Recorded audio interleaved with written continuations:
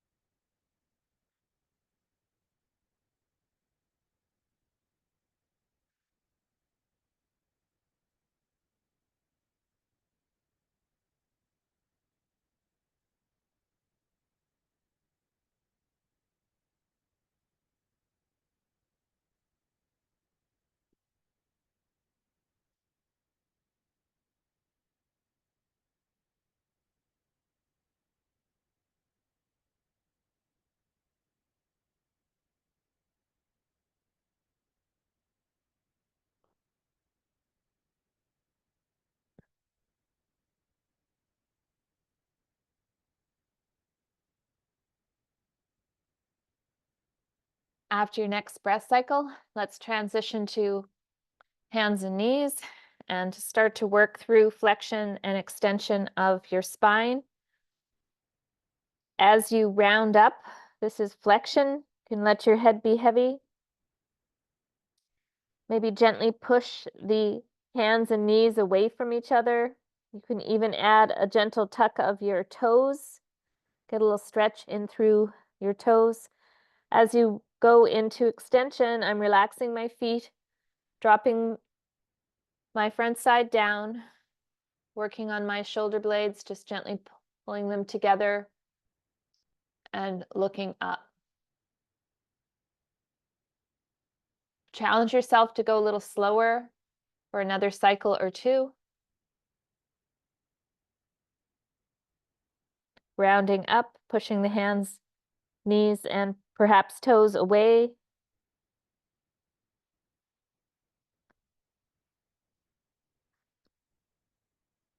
And next time you round down into extension, perhaps try to pull the hands and knees together and just see how that changes what you feel through your back.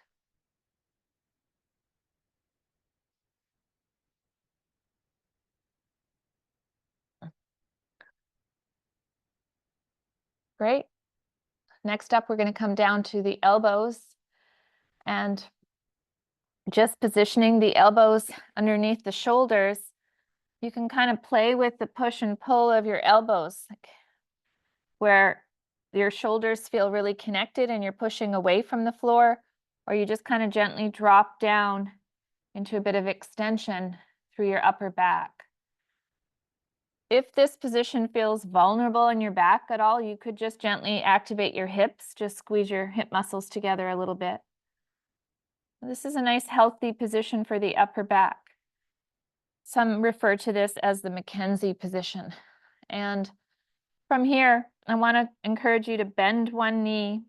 I'm bending my left foot. I lift my knee and foot off and roll over onto my right elbow. So this is the position you're aiming for. So you kind of up and over. And you want to be up on your elbow with your foot planted, kind of like in a get up. And you can take that foot behind you. So see how surely you've got your foot in front of your leg. Take it to the other side. There you go. That's it. Perfect. Okay, now from here, gently turn your neck and look down at your elbow. So we're doing some gentle neck mobilization and look up.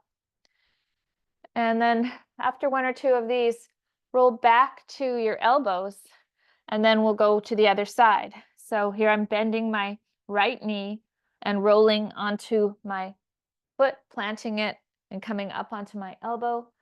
I can look down and look up, just making sure that I'm not in a shrug position with my shoulder. So I'm not all collapsed. I'm just gently pushing my elbow in. Let's try that one more time each way. It's a really nice way to open up the posture, get a little gentle movement through the neck.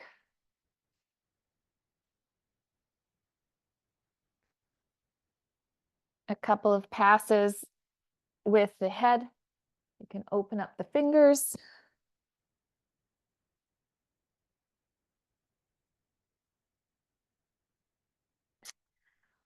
Coming back to center, now we're going to come back up to hands and knees and go through bear hold, alternating with plank hold.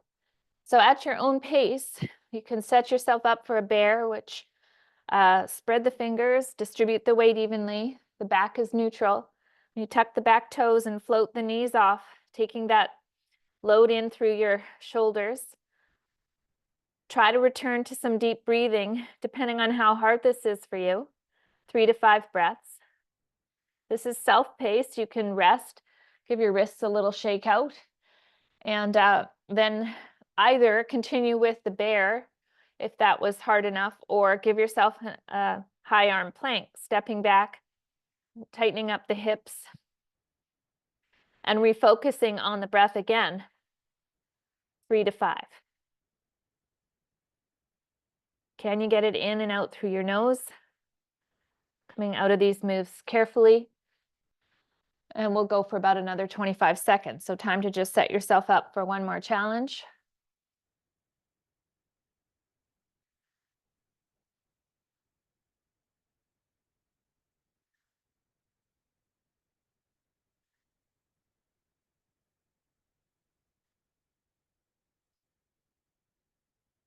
Excellent. Wow, nice spines. Okay, now we'll go from here to half kneeling. And in the half kneeling position, we'll go through a few different things. First, leveling the hips. So making sure you're not riding high on this up knee side. Sometimes that just takes a little practice to feel like your hips are level.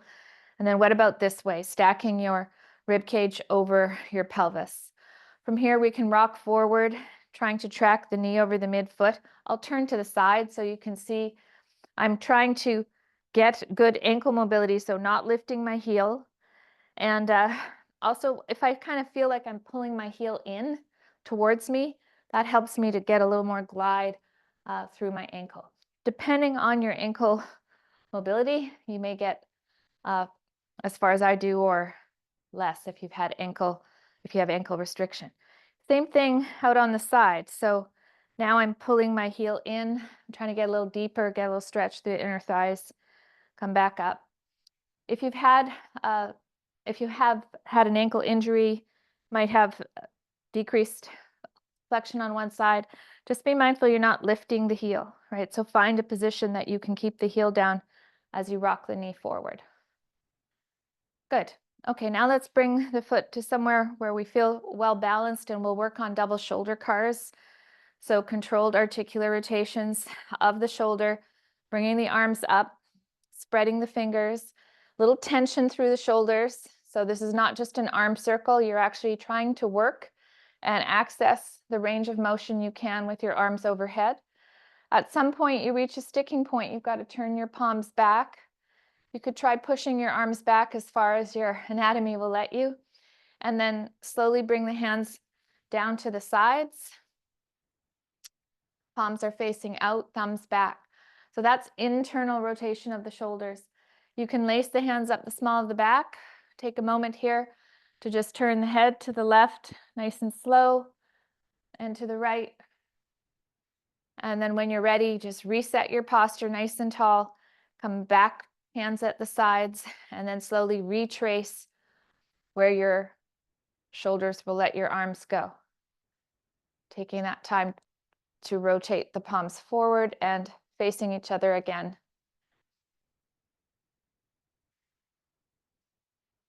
Nice. Okay, let's switch sides.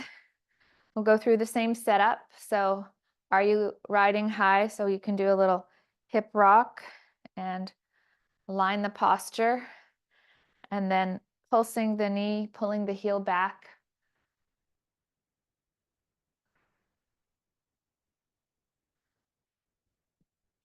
Getting some movement through the ankle, a little stretch through the calf, out on an angle. Pull that heel in and make sure you're not lifting it, wherever your ankle mobility will let you get to.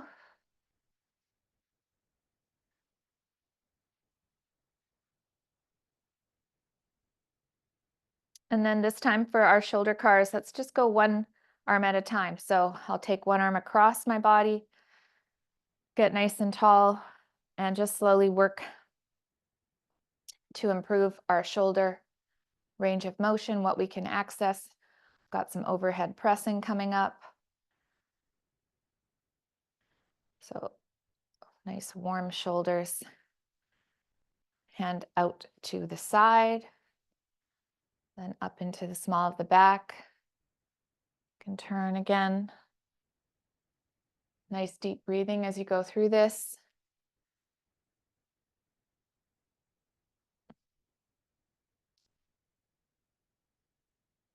Trying not to rotate, just make the movement come from your arm. What I mean by rotating would be this, so rotating the torso. Having the arm across your chest kind of helps you keep from rotating. All right, so other side.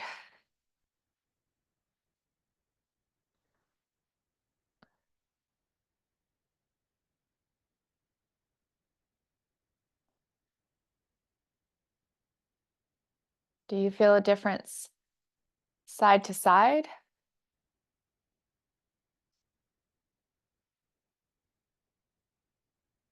The breath going, hand facing out, and then up the small of your back.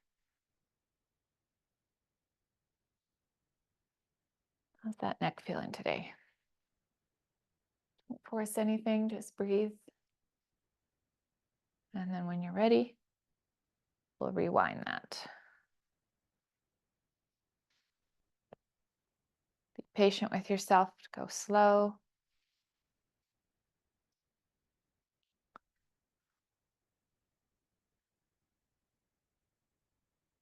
So good. Okay, I'm going to take us back to the bear and plank sequence. So coming back to hands and knees. You choose 3 to 5 breaths, one of each. Okay, we'll do 2 cycles. So I'm coming into my bear first, spreading my fingers, taking the weight through my fingers, not just at the base of my wrist. Breathing in and out through the nose if you can.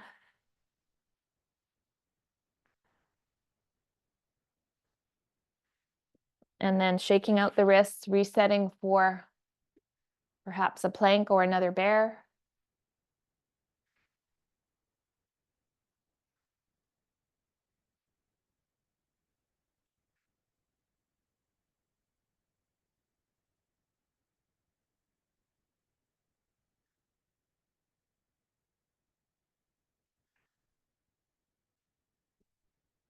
Great. I'm going to take us to our lying knee bends and ankle work next. I like to use a stretch strap that I can loop my foot into. Just checking your position, your posture of your back, the neck. The non-working leg could be bent if that feels easier on your back, or you could extend it out. As we do the knee bends, this is knee flexion, this is knee extension. You want to be mindful you don't hyperextend or jam your kneecap in. But on that note, you want to have full extension of the back side of your leg.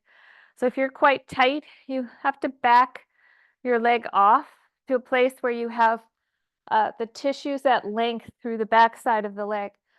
So after a few knee bends and extends, settle into a place where you can start to work your ankle, but without a bend in the back of the knee. Then start to open up the foot. About 5 of these moves. As I sort of talk you through them, I spread my toes. I'm trying to fully extend my toes to the roof. And then I'm pull the toes to the shin, push the heel to the roof. Okay, the second move is your ankle roll. So turning the sole of your foot in and out. Trying to keep the legs still. In and out being 1. again, find your end range. A second way to do that would be to point the toes to the roof and then continue to try to roll the ankle. Get a good stretch through the front side of your ankle with that. And then a few big circles. And let's also work on hip rotation. The whole leg turns out and the whole leg turns in. This is from deep in my hip joint. So I'm kind of window wipering my foot, but I'm actually rotating my whole leg out as far as I can go and in as far as I can go.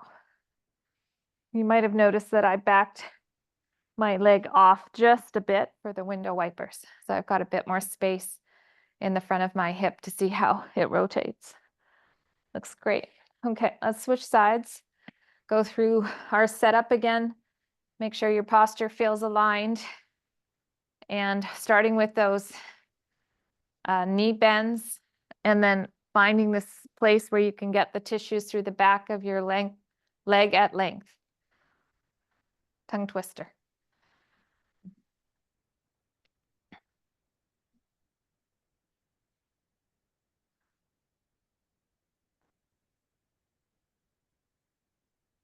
Keeping the leg still, opening up the ankle, point and flex.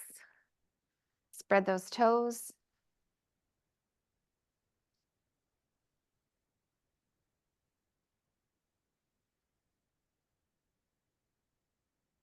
Rolling the foot in and out.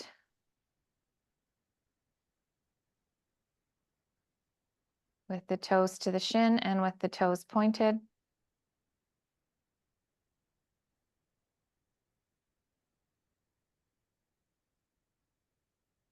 A few big circles in each direction.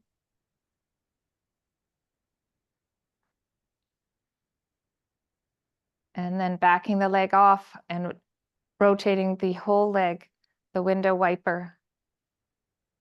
Internally rotating from the hip, the whole leg comes in and then out.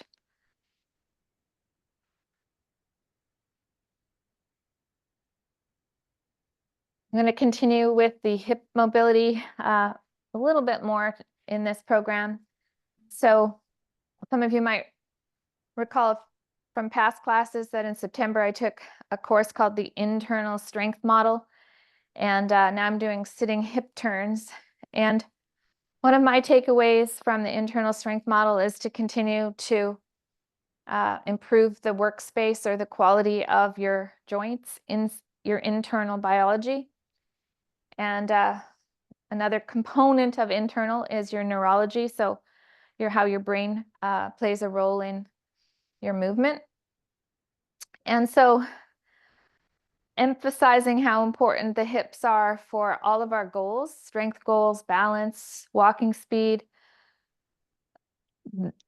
things like we're doing now, we're just continuing to sort of layer on what I would call improving the workspace of our hips.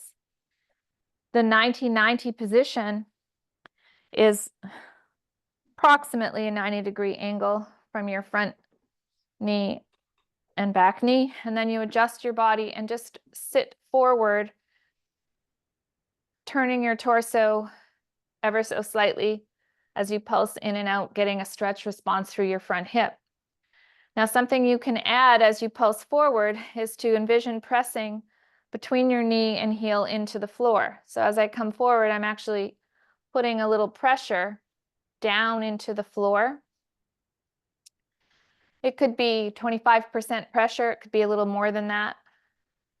And you can play with how long you hold that pressure. It could just be for a second or two, or you could start to increase the amount of time that you hold that into the floor for maybe up to 10 seconds we could go within this program. If you come down to your elbow, we've worked on internal rotation by lifting the foot up and rotating the hip. Internal rotation, really important for our hip. But here's that same technique. Rather than lifting up, I'm pushing between my knee and my foot gently down into the floor. And you can, when you push down, you can feel a little change in your hip, right? Good. And then so that's working on increasing the rotational space in internal. So just be mindful of how these feels. You can do a few of these lifts. And again, a press, is it light? Is it a couple seconds or is it a little bit more? Now I'm pushing about maybe 25% of what my max push could be.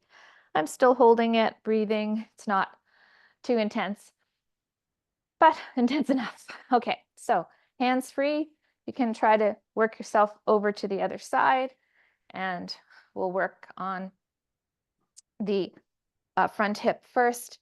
And what I cued was changing the angle of the torso and pushing down between your knee and foot in combination with those pulses to find spots that you can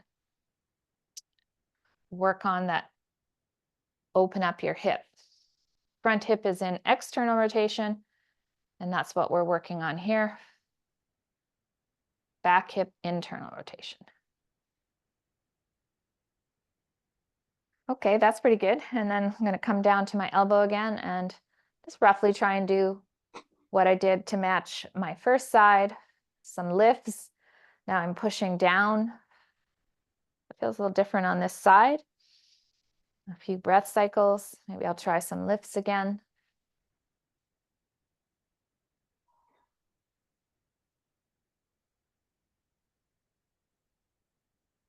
Okay, so we'll move now to hip cars. So let's pull all this hip work that we've been doing together by doing one slow circle in each direction. So I'm tucking my back toes, getting my back neutral, nice even weight distribution.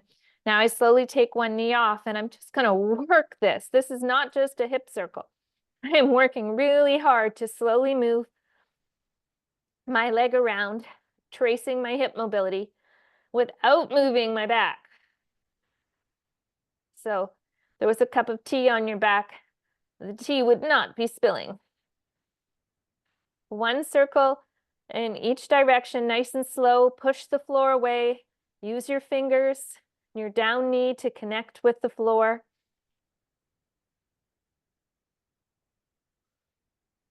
Good. Other side. Keep that weight evenly distributed between your hands. That's the challenge. Push, push, push.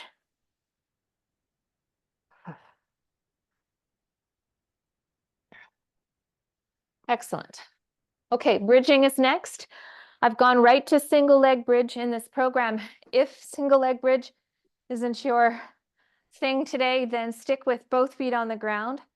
Here's the single leg version where I take one foot off, I grab onto the back of my thigh, take my other arm over the edge of my rib cage.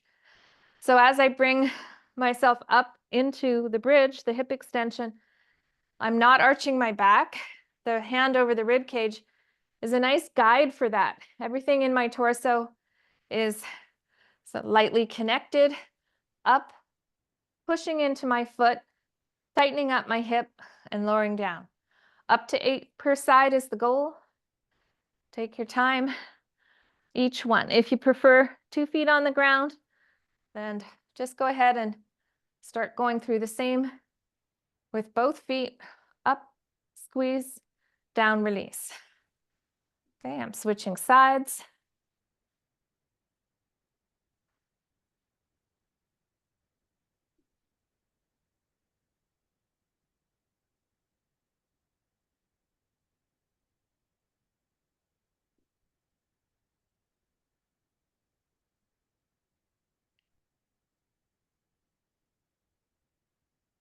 Next up, we're coming to a half kneeling position, and I'm going to start with just fists, no weight.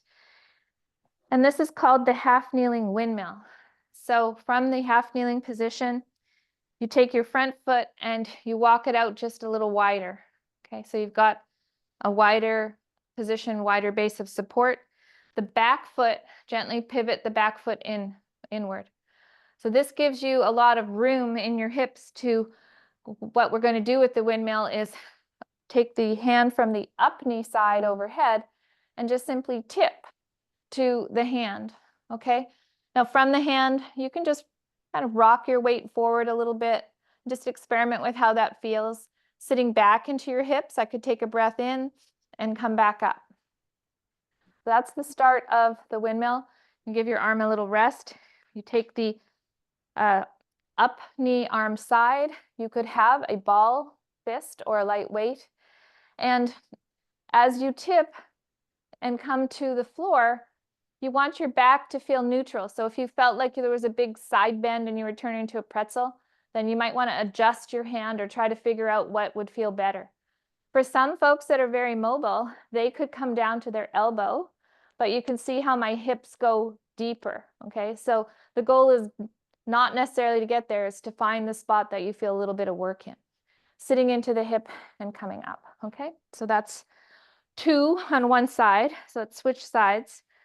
So the setup, half kneeling, walk your front foot out, pivot the back foot so you've got lots of room in your hips to move.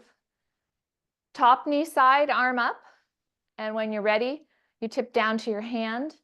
And what we did on the other side is we kind of brought the weight over the hand a little bit, felt that weight in the shoulder, and then sat back into the hip, took a breath in, and came back up. I gave us a rest with the arm. Little do you know that I'm actually being kind of tricky with this, because this move is very similar to part of the get up, and we've been progressing the get up through the Grow Your Strength classes, and we're going to stick with the windmill and progressions of this for the next 6 weeks, and then we'll tie it all together with what we've been doing with the get up. So back to the bridges, one more set of doubles or single leg for 8 per side. Nice focus as you bring your hip up. A lot of research on mind muscle. So if you think about strengthening your hip, there's a little tension, a little tightness in there, and then come back down, reset. So tension up, release down. You're going to get some better results. That's what the research shows, mind muscle. So think about what you're doing to activate and get stronger.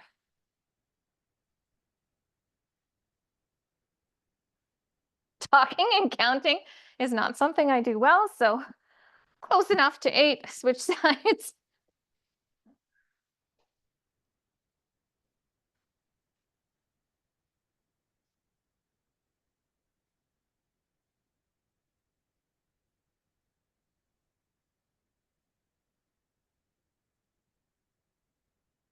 Good. And then for the half kneeling windmill, I'm going to show 2 options. You can stick with body weight, or you can grab a ball or a light weight. So back to the half kneeling position, sneak the front foot, pivot the back foot. I'm taking the ball to my up knee side, gently squeeze the ball, take a breath in, come down to your hand. Can you rock forward so the weight is stacked nicely over your hand, not just your wrist, use your fingers. Come back into your hips, take a breath in, and come up.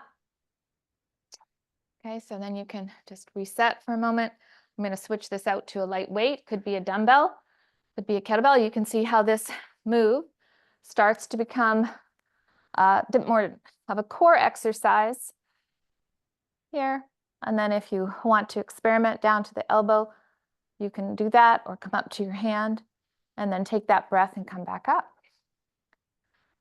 Good, looks great. Switch sides. Go with the ball for my first one. Pivot the back foot so the hips are nice and open. Squeeze the ball, take a breath, come down to the hand, rock over the hand. Just keeping an eye on my overhead, and then I sit into my hips, and then as I come up, I look straight ahead.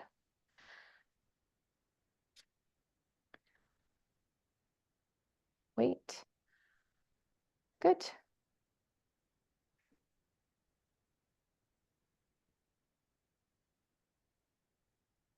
And up. Pull back down. So good. Okay, that's the windmill. Half kneeling windmill.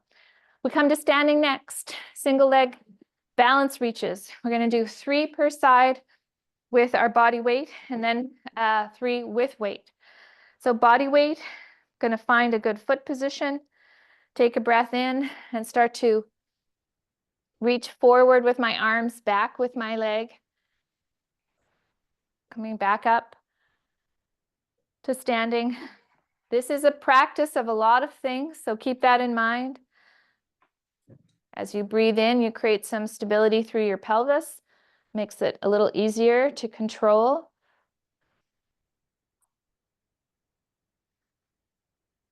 After 3, switch sides.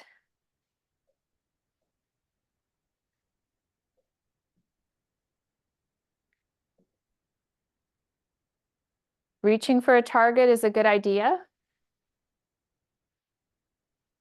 because then you can get some sense from that target whether your hips are level, whether you're rotated. You can always let go of the target and try to come back up. Okay, now with weight, you could take a small dumbbell or a kettlebell. You're not reaching the weight forward now. The weight is going down. And it's sort of helping to counterlever you. I've got the weight between both hands. And you might not be able to get quite as deep as you did in the hinge, but see where your body control is and just practice hinging and standing back up. Don't forget the breath. Inhale as you hinge. Exhale as you come back up to tall posture. And try about 3 per side, alternating or same side, whatever works. Nice. That's looking good.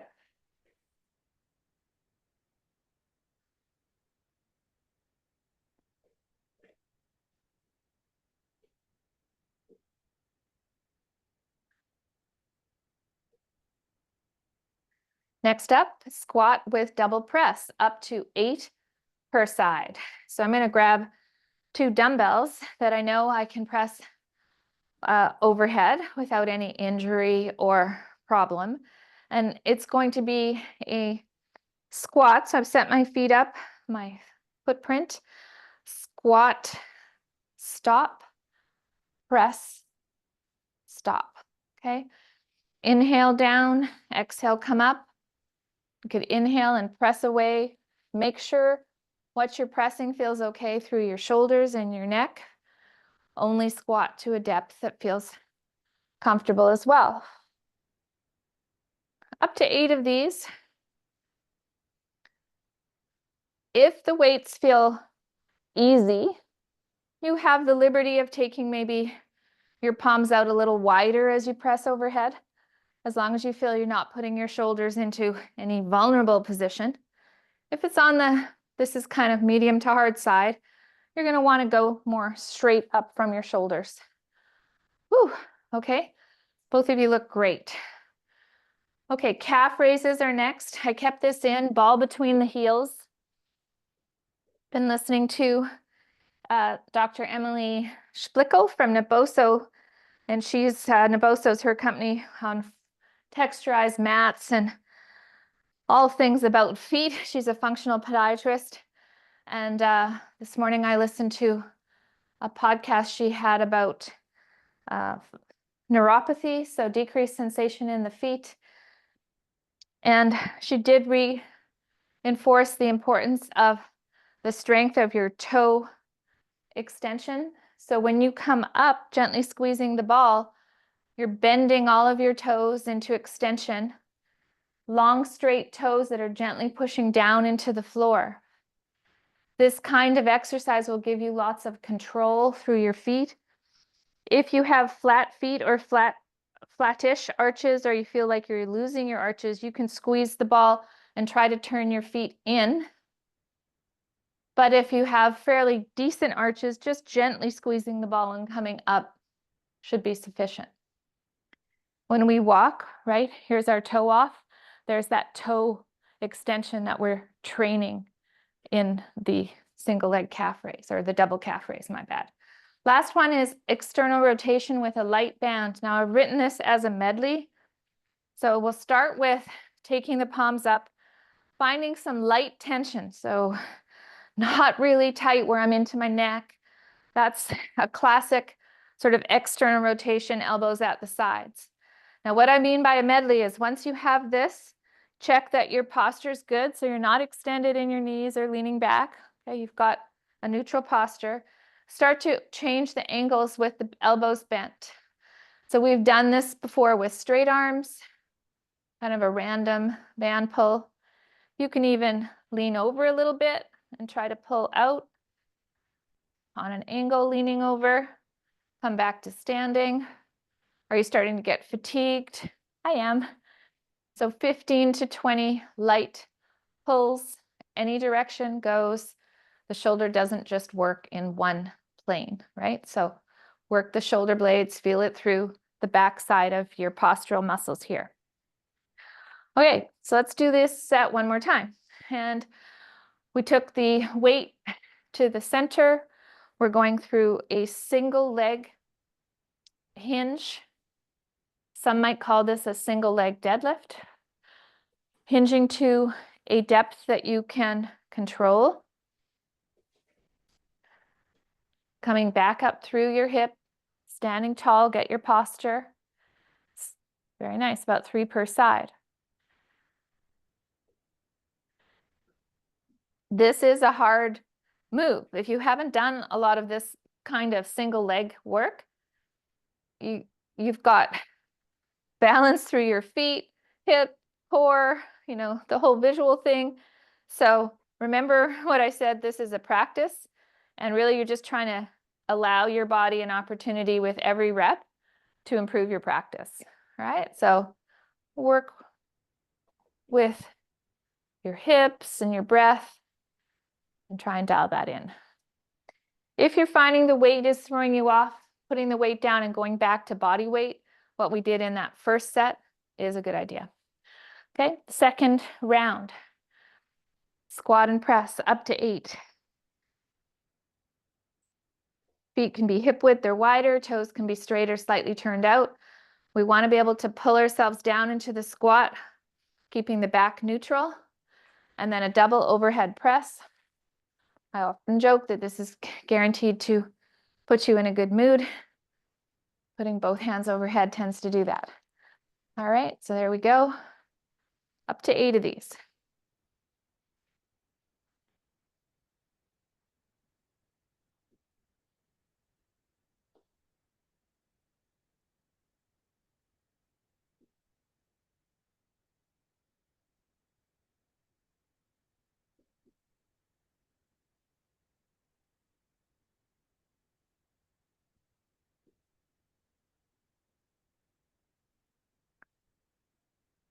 Listen to your body. If it feels like 8 is too many with the weight you're using, stop. Got those reps in. Calf raises. It's always fun to have the sort of whys behind movement. These aren't just like random pulled out of a hat exercises. This is growing your strength, longevity type moves, things that are going to help us stay strong and independent as we get older. I think of these things, of pieces that were missing in my parents' generation. Now we have the knowledge, we know how to do this stuff, should become part of our daily living, or at least a few times a week working on these kinds of moves. Focusing on something in front of you will help. If you have a good balance with your heels off, hang out there for a second and show off. Some demos are better than others. Okay, and then into the external rotation. So checking the posture, making sure I don't have too much tension, feeling those shoulder blade muscles come together, and now starting to work some angles. I showed some bent over, straight, an angle.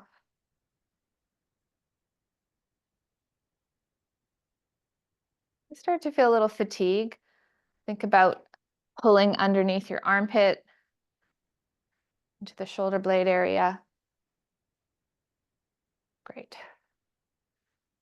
Okay, so return of the hip hinge movement or the deadlift. I'll go with 2 dumbbells this morning, maybe show some different variations as the week goes by. Weeks go by. Here's your hip hinge. And back up to standing. So with the hip hinge, the hips go back, the knees bend, but they don't come forward very much, or ideally much at all. So the difference between the hip hinge, I'll show you from the side, back is neutral, come up, and the squat, right? With the squat, my knees go forward, my hips go down. And with the hip hinge, hips go back. Sometimes there's a little knee bend, just depending on kind of your limb length and all of that. As you come back up to posture, if you have weights such as I have, you can always rotate the palms out a little bit, add a little postural shoulder blade work. Inhale as your hips go back. Exhale, come up, rotate open. Very nice. Let's just do a couple more, 6 to 10 of these.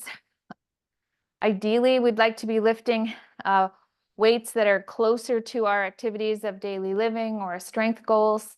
So we'll try and get some heavier weights to do that in the future program. If you have it today, well, let's do a balance clock.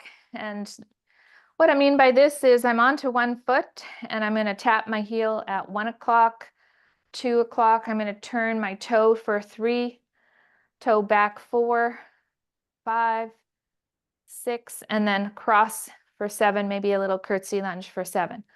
Showing you straight away. Don't worry if you don't get it exactly. Heel, heel, heel, heel, toe, toe, toe, curtsy. Okay. Now we could make this easier by grabbing onto something solid. Okay. Or harder by actually dipping the knee. So from the side, I dip the knee down and up, down and up. You can see that I'm just working different angles, but still creating a straight tracking of my knee over my foot. I'll just finish off this side.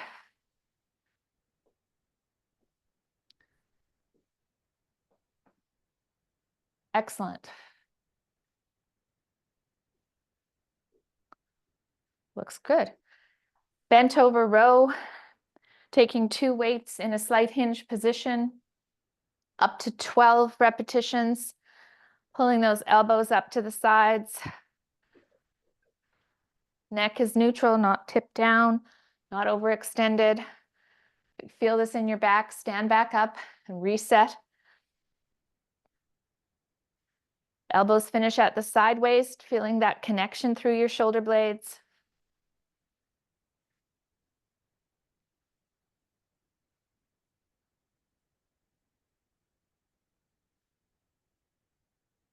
Again, up to 12 reps. And the last exercise is going to be a farmer's carry on one side. So this is finding a weight that will challenge you, picking it up safely, challenge you to stay level as you walk a few steps forward and back in your space. I've got the weight on one side. I'm trying not to lean into that side. Carrying a weight on one side is harder than balancing the weight. So think about that as you pull groceries out of your car. If you're walking to the house, always try to distribute them, the weight equally. So this is 12 kilograms. And so the opposite side of my body is working almost twice that, 24 kilograms. And even more than that at heavier weights. So pick up and put down carefully. Try not to lean into this side. Connect the posture. Feel your feet as you walk forward and back. What are you sensing? Out to the side.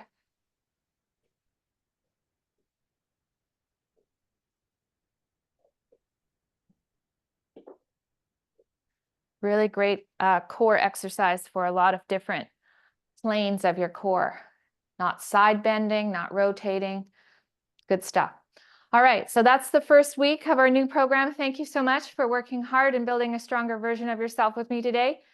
I'll see you next week. I look forward to hearing from you. If you have any feedback, feel free to reach out by email, sheila@sheilahamilton.ca. Hi, you guys. Thanks a lot. That was You're great. very welcome. Well Yeah. done. Take Great. care. Bye-bye.